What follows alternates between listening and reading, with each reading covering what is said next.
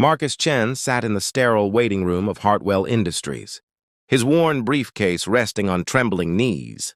Through the floor-to-ceiling windows, he could see the city sprawling below, full of opportunities that always seemed just out of reach. His daughter's voice echoed in his mind from that morning. "Good luck. Daddy, I know you'll get it this time."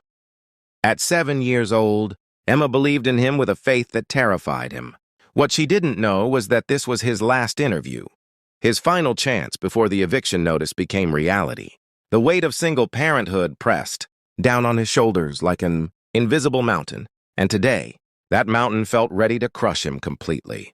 The past 18 months had been a blur of rejection letters, missed opportunities and sleepless nights. After his wife Sarah passed away from cancer, Marcus had become both mother and father to Emma, juggling her grief and his own while trying to keep their small apartment and put food on the table. His previous job as a mid-level marketing manager had vanished during company downsizing, and re-entering the workforce had proven nearly impossible. Every interviewer saw the gaps in his resume, the desperation in his eyes, and moved on to younger, less complicated candidates. But today felt different. Hartwell Industries needed a community outreach coordinator, a position that seemed crafted for his skills and experience. He'd prepared for 2 weeks, rehearsing answers while Emma slept, researching the company until his eyes burned. This had to work. It simply had to. "Marcus Chen?" A sharp-looking woman in her 40s appeared, clipboard in hand. "I'm Patricia Hartwell.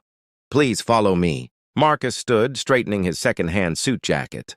Patricia Hartwell, not just an interviewer, but the CEO herself. His heart hammered as he followed her down a corridor lined with photos of community initiatives, charitable events, and smiling employees. Maybe this company really was different. The interview started well enough. Marcus spoke confidently about his vision for community engagement, his ideas for bridging corporate responsibility with local needs. Patricia listened intently, nodding occasionally, her expression unreadable. Then came the question that always arrived, the one he'd learned to dread.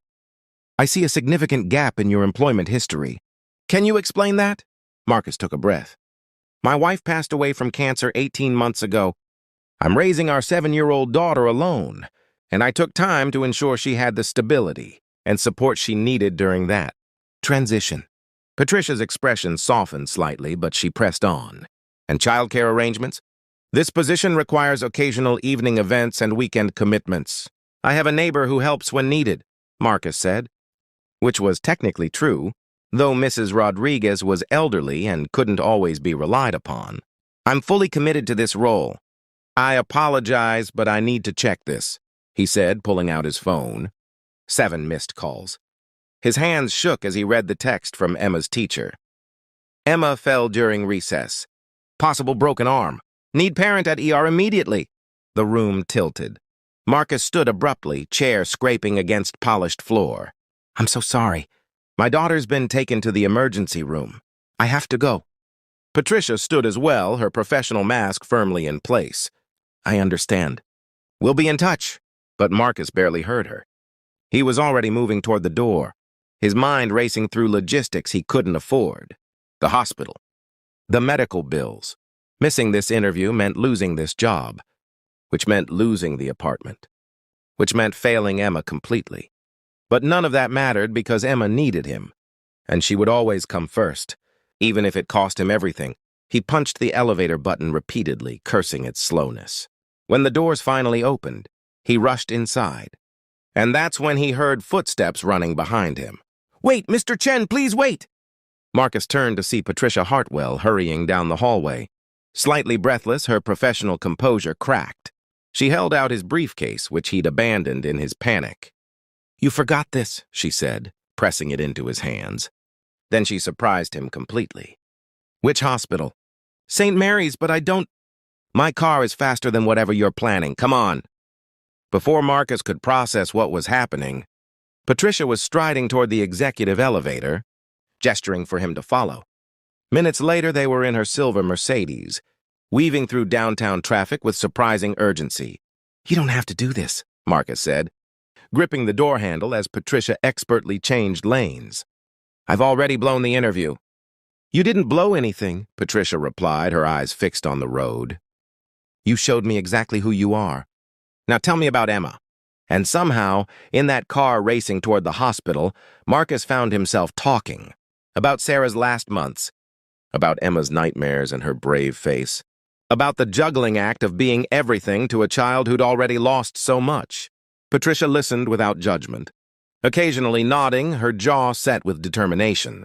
They reached St. Mary's in record time. Patricia pulled up to the emergency entrance. "Go, I'll park and find you." Marcus ran into the ER, his heart pounding. At the desk, he gasped out Emma's name, and a nurse directed him to Bay 7. Behind the curtain, he found his daughter sitting on an examination table, her left arm splinted, tear tracks on her cheeks.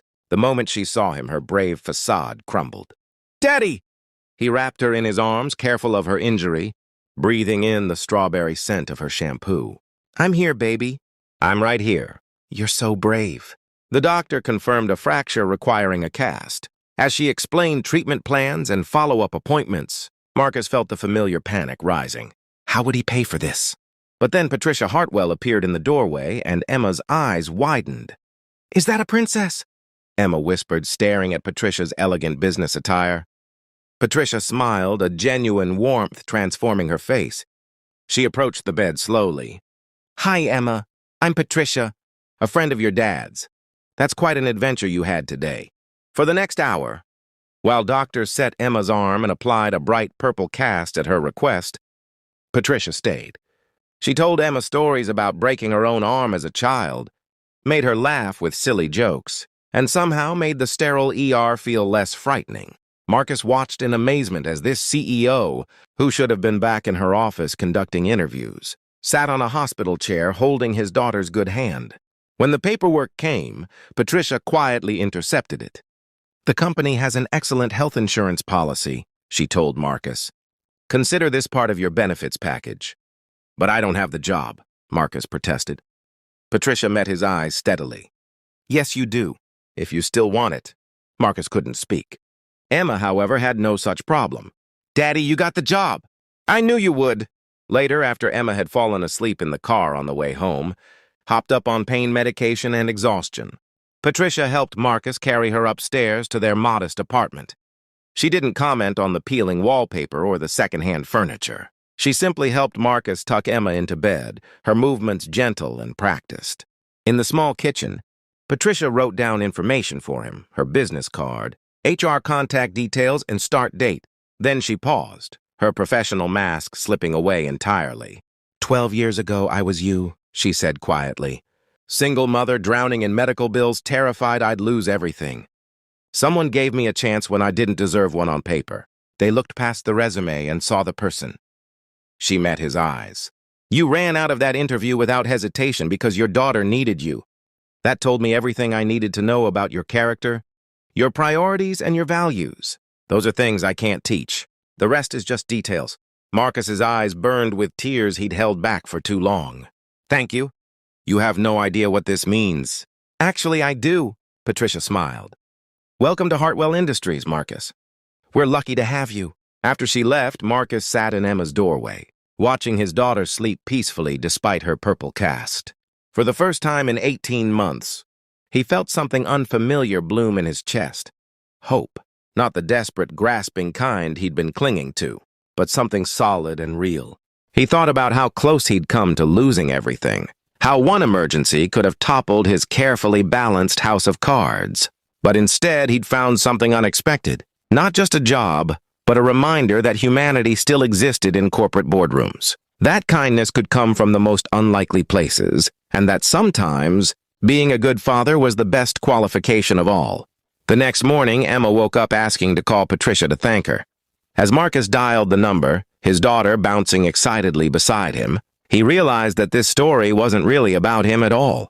It was about the ripple effects of compassion, about how one person's choice to see beyond the surface could change everything. Patricia had run after him, not because she needed to fill a position, but because she remembered what it felt like to be drowning and desperate. And now Marcus would carry that forward. He would work hard, not just for his paycheck, but to honor the faith she'd shown in him. And someday, when he had the power to help someone else, he would remember this moment and pay it forward. As Emma chatted happily on the phone, showing Patricia her purple cast through video call. Marcus looked out his window at the city below. It was the same view as yesterday, but somehow everything looked different. The opportunities didn't seem quite so far out of reach anymore. The mountain on his shoulders had lifted, replaced by something lighter, something that felt suspiciously like a future. Sometimes the universe puts people in your path exactly when you need them. Sometimes humanity shows up in a CEO who runs after you, who drives you to the hospital, who sees your heart before your resume, and sometimes the worst day of your life becomes the doorway to something better than you ever imagined possible. Marcus Chen had walked away from that interview thinking he'd lost everything. Instead, he'd found something far more valuable. Proof that goodness still existed in the world, that people still cared, and that a single act of kindness could change the trajectory of 2 lives forever.